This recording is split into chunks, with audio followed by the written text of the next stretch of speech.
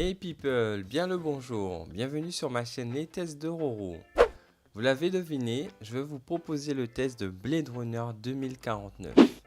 C'est un film qui malheureusement n'a pas beaucoup fonctionné à sa sortie en salle, mais néanmoins cela ne va pas nous empêcher d'évaluer ses prestations sur ses caractéristiques, sa qualité visuelle, son mixage audio, sa narration et enfin ma conclusion.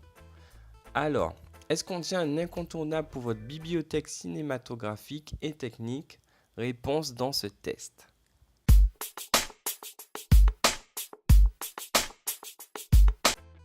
On a un film réalisé par Denis Villeneuve, distribué par Warner Bros, mais aussi par Sony Pictures selon le territoire. Il est en définition Full HD, soit 1980 par 1080p, encodé en MPEG-4 AVC. Le ratio de l'image est au format 2:39.1, donc les bandes horizontales noires sont de mise. Il faut aussi noter qu'au cinéma le film a été présenté en IMAX, hélas les versions Blu-ray en sont dépourvues, peut-être sur de prochaines éditions.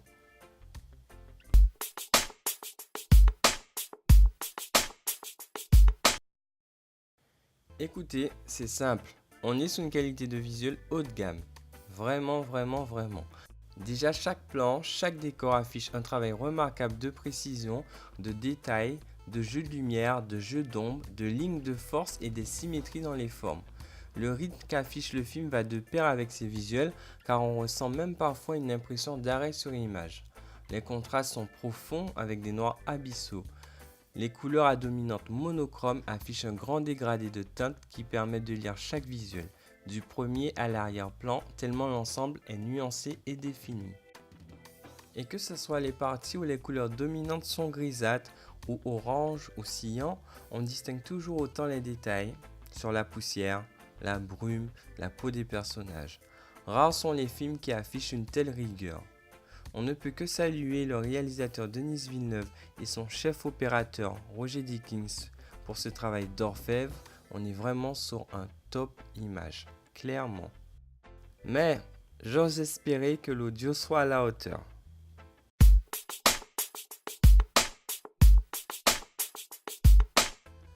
Ce film nous offre un mixage audio haut de gamme, c'est peu de le dire, et oui, c'est ce que j'ai dit déjà pour l'image.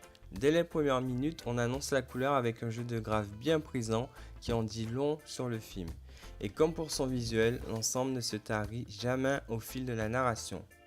On passe par tous les stades, des bruits ambiants subtils parcourant toutes les enceintes, des effets qui animent la ville, notamment les véhicules volants. On a aussi des moments très calmes où le message se porte ailleurs. Il y a vraiment cette volonté où l'audio épouse l'image et la narration. C'est puissant, divertissant et bien sûr très dynamique, encore une fois, à tout instant. La composition musicale de Hans Zimmer et Benjamin Wallfisch est en parfaite harmonie avec le sujet et font part belle aux basses profondes. En effet, le canal LFE est mis à rude épreuve et le plaisir est d'autant plus grand. Ça descend bas et c'en est même viscéral. Le canal des voix est net, distinct et appuyé. Il n'y a aucun problème de volume ou de sous-mixage.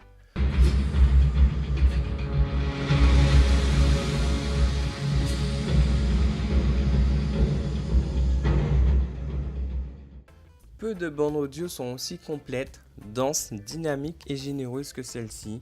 C'est un top son à toutes les échelles et l'un de mes mix audio préférés.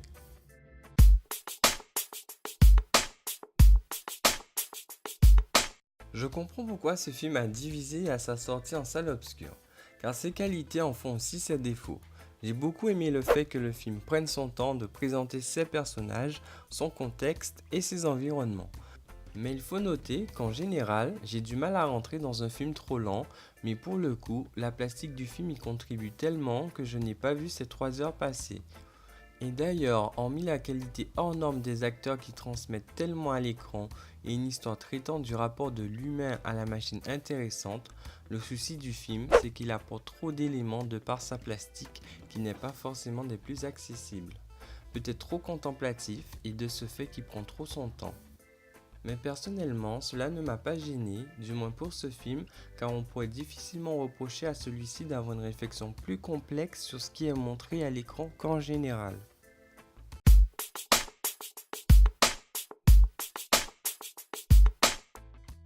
Je pense qu'on pourrait simplement faire un raccourci avec ce Blade Runner en Blu-ray et affirmer qu'il mérite amplement le statut hautement recommandé, en plus avec la couronne qui lui va bien.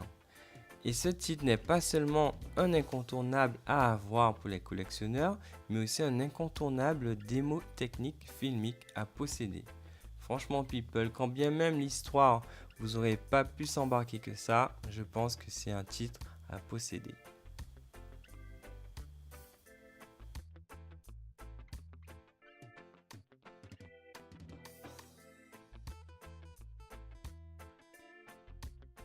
C'est tout pour mon test sur ce Blu-ray.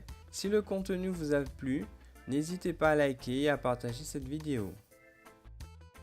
J'oubliais, vous pouvez me retrouver aussi sur les réseaux sociaux.